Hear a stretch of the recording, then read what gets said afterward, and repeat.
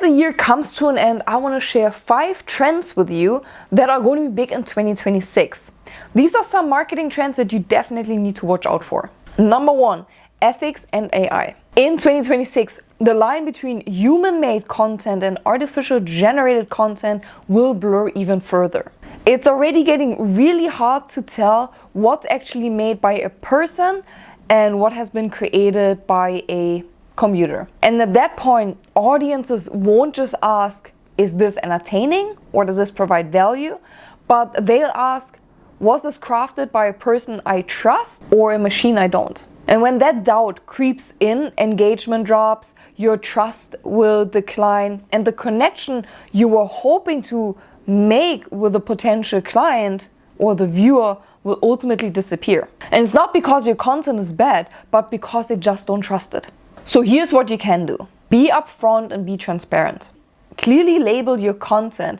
If any part of your content was made with AI, just call it out. So for example, the script, the video, voiceover, the images, call it out and say, for example, script assisted by AI or content co-created with tool XYZ. This isn't just honesty, it's a strategic transparency that builds trust. You can also show behind the scenes micro moments. So for example, how you tweak your script, how you're choosing the correct lens, or how you color grade a video. It signals that this is human work. So you're witnessing my thought process, because audiences, they respond well if they see it's made by a human and not a computer.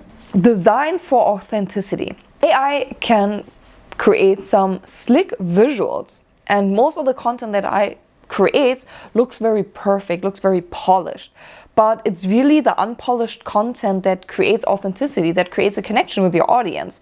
So it's maybe the lens flare, or it's the hiccup that you had in your video. It's the natural ambiance, it's the natural sound, maybe the off-mic laugh. All these micro moments make a perfect video in the creator's eye, maybe imperfect, but it keeps it real, and that realness really connects with your audience. And then utilize your captions to really reinforce your perspective. You can say, with all the AI tools out there, I still choose blank because I believe blank. And this becomes your differentiator. You use AI, but you're in control. Use ethics as a competitive edge, not just a checkbox. According to recent research, AI-fabbed, authentic, user-generated content can undermine trust if not properly identified. So track how transparency affects your metrics, such as your watch time, your share, your comments.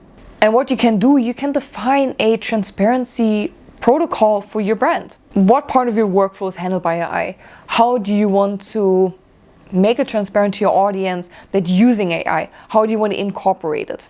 And this becomes your brand standards in the new content era. For example, here's how I used AI this week. You can list the projects you completed with AI. You can talk about the tools that you're using.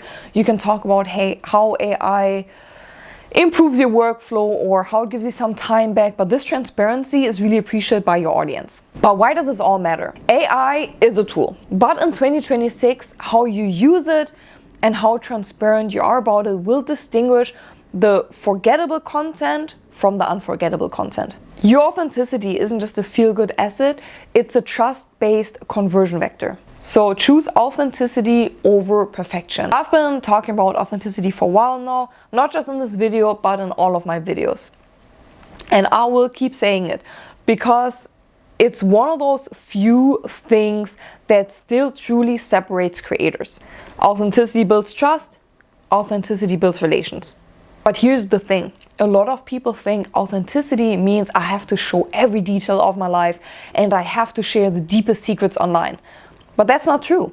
It's about showing the unpolished version of yourself, the one that laughs when things go wrong, the one that admits when a strategy flopped, and the one that celebrates even the smallest wins just as much as the big ones. The reason why authenticity matters even more than ever, because audiences evolve, algorithms evolve. Everyone's seeing those super perfectly executed videos, the cinematic transitions, and the overproduced captions.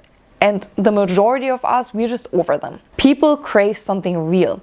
They don't just want to follow a brand, they want to connect with a brand on a human level. Think about all the creators you remember. It's not because the lighting was flawless.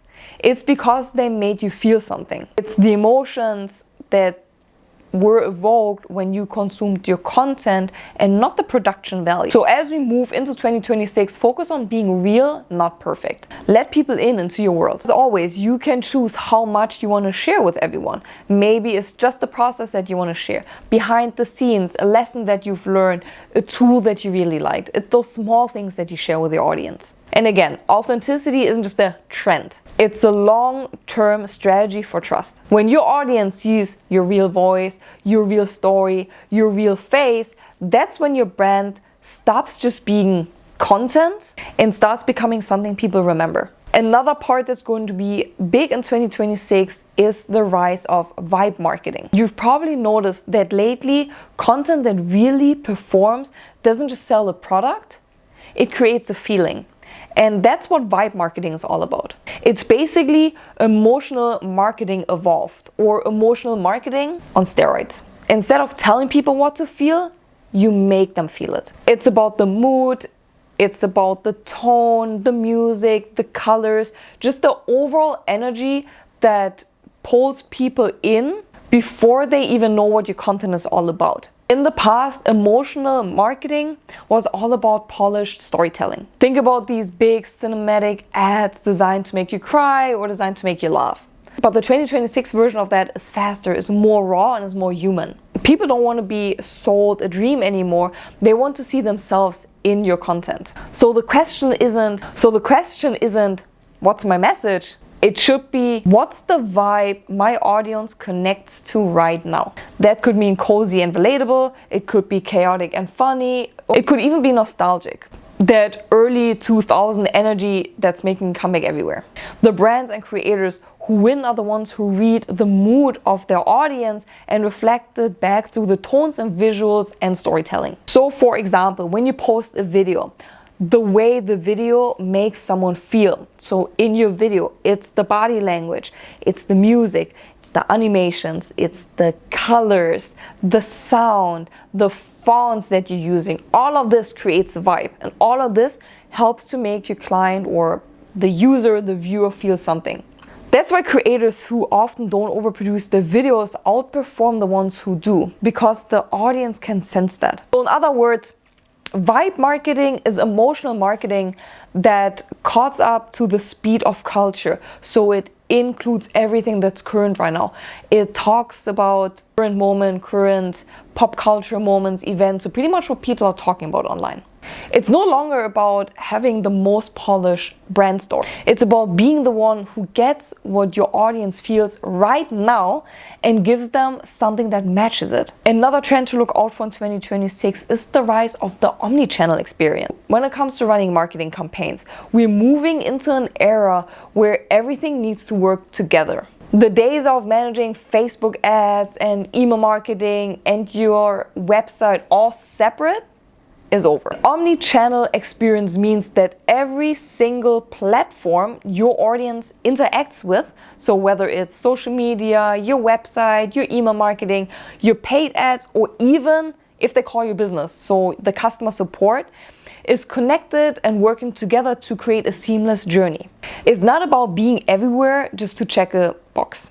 It's about creating consistency so that no matter where your customer is, Instagram, your website, or via email marketing in the inbox, they feel like they're interacting with one brand, one voice, and one story. So here's an example. A potential customer discovers your brand through a TikTok video on their phone. They click on the product, they click through to your website, they browse through products, they put them in their cart, but they do not buy them yet. Later, they open their emails and they see a retargeting email saying like, hey, you might forgot something in your cart. Then they go on Instagram and see your brand again, reminding them about the products they've left behind. And then they go onto their computer, open up your website again, and when they click on it, they already see the items that they left in the cart are still waiting for them in the cart. That's not coincidence, that's the omni-channel strategy. It's about syncing data and behavior across devices and touchpoint so the experience feels very effortless. Instead of pushing people from one disconnected channel to another, you're creating one single continuous conversation. The key shift with an omni-channel experience is that you're focusing on the customer journey as a whole and not on an individual platform. You're no longer asking, how's my Instagram performing, but how does Instagram fit into the bigger picture of my buyer's path?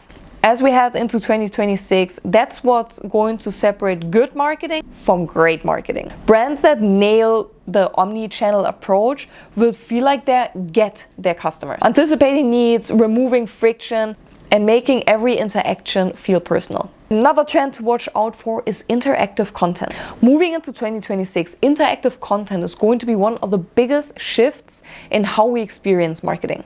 It's no longer just about watching an ad, it's about participating. And when I say participating, I'm talking about content where the viewer gets to choose or to vote or to influence what happens next.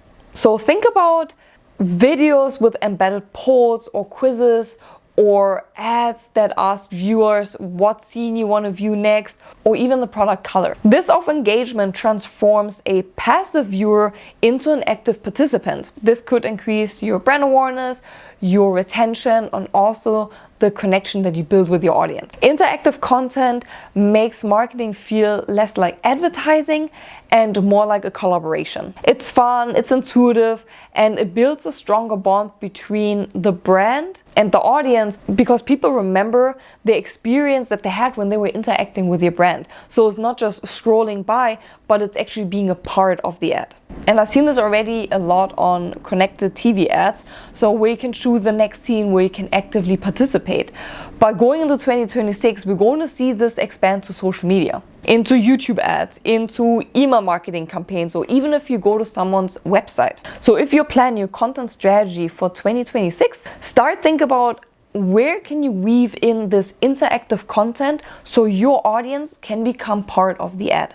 And these are my top 5 trends that you need to watch out for heading into next year. And this also led us yet again to another episode of the Content Marketing Cheat Sheet podcast. I'm so glad you tuned in today and I cannot wait to see you next time. Until then, goodbye, or how we say in Germany, auf Wiedersehen.